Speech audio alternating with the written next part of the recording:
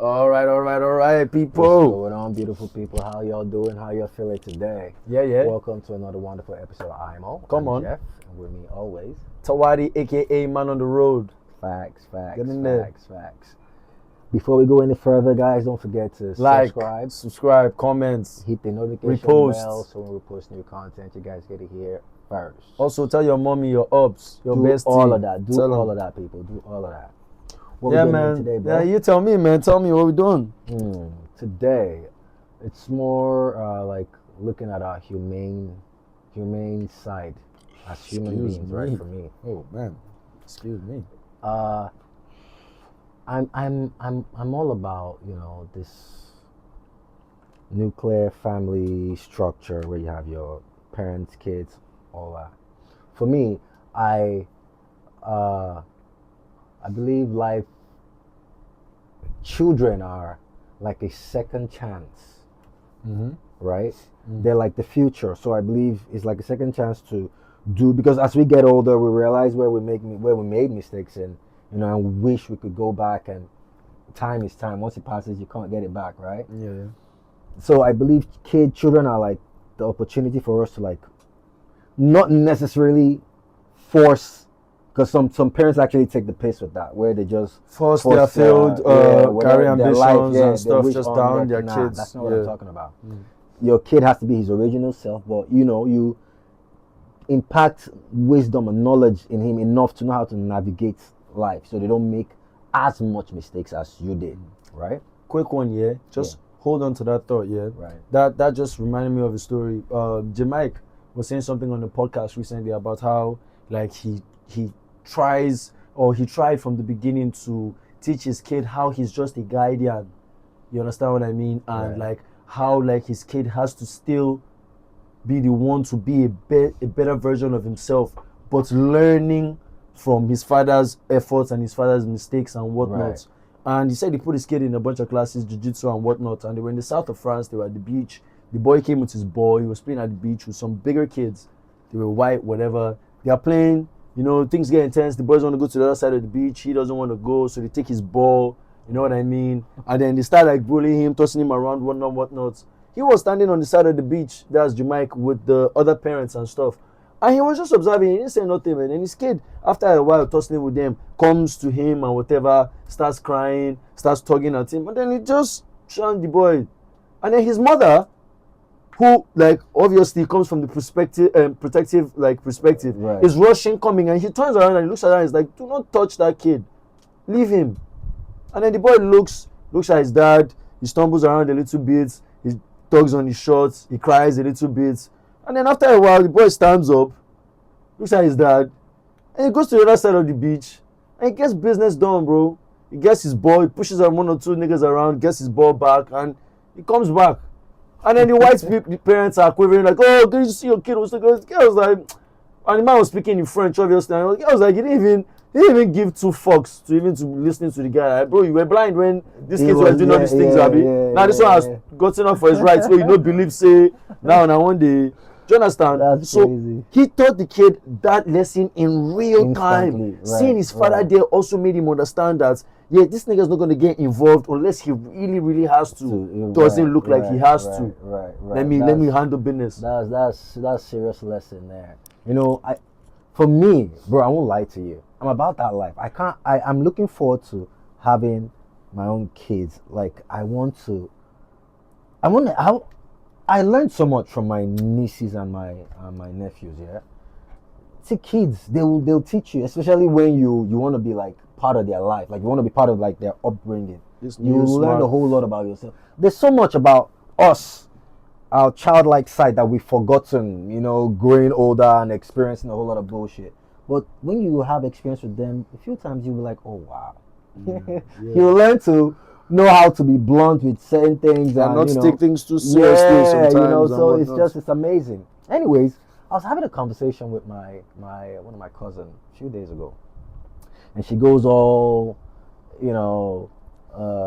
where she's from and wanting to keep to her mom's maiden name, and just not agreeing with you must have to get married, change your name, Yeah, and have then your own have your own kids. kids. Like, why do they put so much emphasis on that? At first, I was like, what the hell are you talking Yeah, what are about? you on about? Right? Like, why wouldn't you want to like experience that? experience that, Really, yeah. you know? So she went on to say a whole bunch of things. You know, I just listened, and then she comes with this perspective of, look, not every one is meant to have kids, men and women alike. And she made a statement of something. Not every man that wants to have kids wants to be a father. Yeah, fair enough. Same thing goes for women, right? Mm. Not everyone that wants to not everyone that wants to be married or that wants to be married wants to be a wife. Some people just wants to have be married for the title, right? Yeah, so and for the perks. That made sense. And then she goes on, like, even biblically, people say, oh, God said procreate, blah blah blah.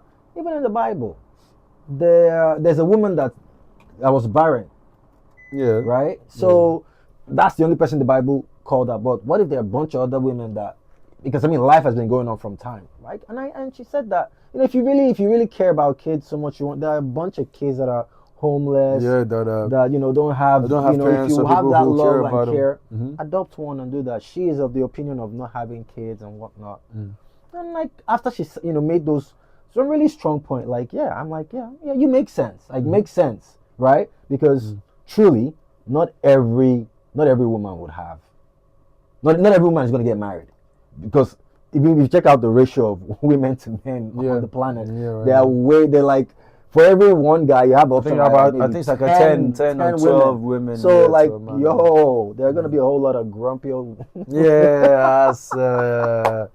women out here, you know. Don't mind me, guys, but yeah. So that was a very interesting conversation. So it made me think, about this whole, having kids, and it's really important because she came from not wanting to pass down her own traumas.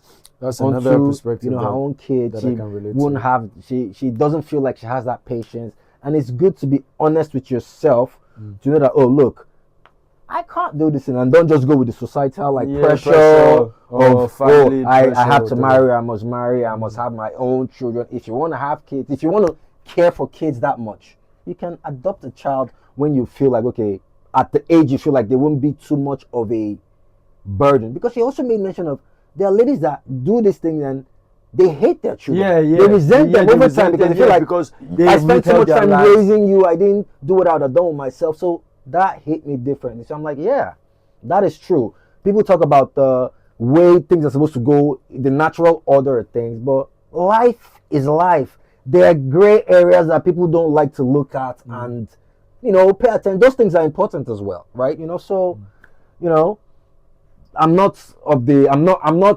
kind of like, I have an understanding to not just forcing what we understand having kids should be, because at the end of the day, you want to raise people of substance that will come and better Earth, not add your own trauma to them and just stretch the whole thing. So that's it for me, bro. Yeah, but what's your opinion? I'm of that opinion of, like, you don't have to. Okay, you shouldn't be forced fair enough. Because I was of that opinion of, you got to be a nuclear family. I will have my own kids. Blah blah blah.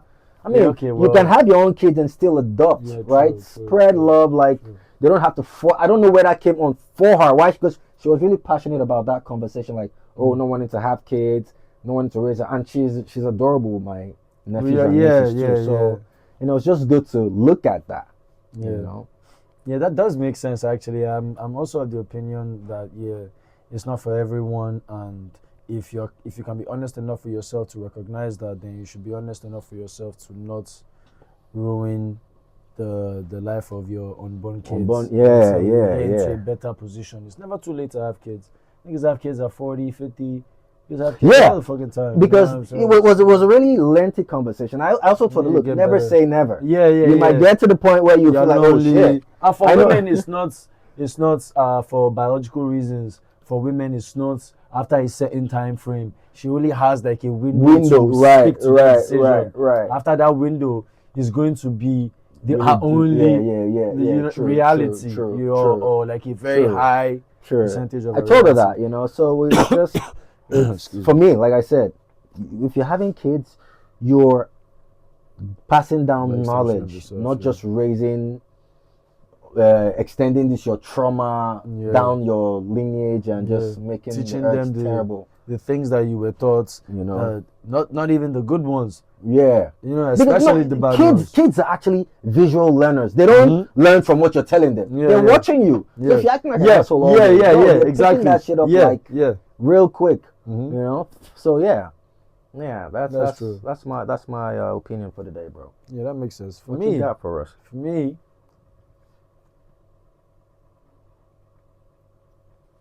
I want to touch on a very sensitive kind of part of our work, right? Right. So, like, we've said this a couple of times. I've said this a couple of times as well. I feel like Lagos has hit an all-time, like, high in terms of insecurity, and things are getting very, very worrying. You know what I'm saying? Right. And like, bro, so there was an incident last week or there about Lil Kesh. Sure, everybody knows Yagi. He was and for whatever reason, this is also part of my points. He should have that freedom. He should be able to wear whatever he wants to wear in his car. He should be able to drive or take a long drive. He should be able to do whatever the fuck he wants to do and be safe. Right. You know what I mean? Celebrity or not. Right. You know what I mean? He's in traffic. He's on his way somewhere. He's in traffic, and next thing, bro, it's just like a mob of niggas at his car. You know, if I get access to the car, one thing leads to another. They're trying to go for his jewelry, whatever. They stab him fatally on the neck. They get some of his ears, like he's really bloody and whatever. But luckily and alhamdulillah, he was able to get emergency response, and he was rushed to the hospital, and they were able to patch it up. You know what I mean? But bro, crazy. There's that Obama guy too. That's the head of something in Computer Village that got robbed in broad Yeah, I daylight saw that. with I a saw gun that. I saw at that. gunpoint. Broad daylight, Bro, bro. that was wild. Broad daylight, bro. He first thought like, you know, he could wiggle his way out of it, and then he saw the guy was serious, man. And he he had to just remove the chain and just like and toss it at the yeah. nigga. You Bro, know what I'm that's saying? crazy. That's insane, fam. I saw that thing. I'm like, he just gave me this real Brazil picture. You know these videos you see on TikTok where that someone just on the they're bike, just following you like, with a gun and helmet, and then it's pretty much the same because the guy hopped back on the bike, apparently just came off the zoomed, bike initially and just zoomed off. Nigga. Like, bro, That's the thing I keep saying. Insecurity. It's actually on the rise. and bro, with the current economy and shit, Bro. a friend of mine just moved to Malaysia. He hasn't moved up to 3 days. Zero. Hayat, you know zero. 3 days. We're having a conversation today. This nigga talking about Lagos is more expensive than Malaysia. Like, his only aspects were some Miscellaneous. some miscellaneous activities. But then beyond that, like every other thing is relatively cheaper in Malaysia as opposed to Lagos. Mad. In terms of cost of living, in terms of feeding, in terms of getting by, transportation, all of that, logistics, mad. all of that, bro. That's mad. So he just got married, his wife came here, and then she thought like she would like to live in Lagos. But then she was like, yeah, you know what, maybe. Maybe not. You know what I'm saying? Maybe not. Right. And like, so, bro, the insecurity is at an all-time high, and it's crazy work, bro. Like, niggas don't even feel safe to just drive by, have your windows down, or even be in traffic too long. Like, there are different tactics that these guys are using. They can stay close to your car and do a near collision so that you can be like, you hit them, and you come and try and help them or see what's going on. They rob you, nigga. Yeah. Worse off, they might even kill you. That's the one I don't understand. Bro, if you're hungry, you're trying to rob me. That's cool, bro. But what you trying to harm me, bro? That's messed up, bro. That's messed up, yo. So, bro, in my opinion, I think like the security presence in Lagos needs to increase for the right reasons. We all know how many checkpoints there are in Lagos, especially on the island. Only God unnecessary, stupid ass, unyielding checkpoints. Right. And then there's a rise of all of this, and these niggas are not even doing patrols or even doing any reasonable acquisition of these niggas. They're just locked away in strategic corners and angles off the express, by the express, in streets, just waiting to take advantage. You do understand? Ravage unsuspecting Nigerians. It's crazy, bro. Right. Y'all niggas know, man. I'm gonna say this. It's not that I won't use the word I hate the police, but You know, the shoe fits. Bro, it's crazy. I know. Come on, man. I know. If you're gonna do some dumbass shit, at least do your job. When you think about this, like with stuff like this happening with Lil Kesh, because he must have been at like a stoplight, right? So, and you know, at this traffic light, they usually have these cars parked there for Yes. So For the congestion and the major traffic lights. Do you understand? Why would that be going on there? You know, if they're there, but yet you stop niggas, like, bro, it's crazy. It's crazy. We need to tackle insecurity issues, man. So in my opinion, going off the rails. In my opinion, we need to have more security presence, and we need to have first responders. Right. It's a very unfortunate incident happened over the weekend. I lost a childhood friend, and she's someone that I even saw not too long ago, like 2 weeks ago, and we saw in passing or whatever. God rest her soul, R.I.P. Aisha. Yeah, R.I.P. God rest Chado's soul as well. I didn't know him much, but we have mutual friends, and they had a horrible accident on Terminal Bridge on Saturday, early hours of Saturday morning. And bro, there was no Saturday morning. It was the Shea Vibes thing. Yeah, it was the Shea Vibes thing that happened on Saturday night, Sunday morning. That was also a very stupid thing. Niggas were racing after the Shea concert, and then they caused like a string of accidents on Terminal Bridge. Almost 10 to 12 cars collision. Niggas that were not involved in the race and niggas that were involved. It was just a horrible set of accidents. So they and their first responders were not present. This them Aisha situation as well, bro. If there were emergency niggas on the bridge, they would have been first contacts to be able to at least do something, bro. Yeah. You know what I mean? Right. Bro, Nigeria can't just keep happening to us, man. It's crazy. Don't think for a second that's like it can't happen to you. As far as you're in this country, it can happen to you. Kesh is another prime example. It's an unfortunate incident, and it's an unfortunate example to make, but it's our reality right now. And that's my point. We can't keep doing that, because like it's not starting affecting the everyday man, the regular hustler, just the normal people. You know what I'm saying? So man, we need to do something about it. We need to be better, bro. We need to speak about it more. We just need to be more responsible about these things. These are human lives. For Christ's sake, bro. Big facts. So I'm not like chickens, man. That's crazy, man. Like I can't emphasize. God rest their souls. It was a very, very horrible incident, and very, very terrible news to hear. It is. And like just quite young too. That's just the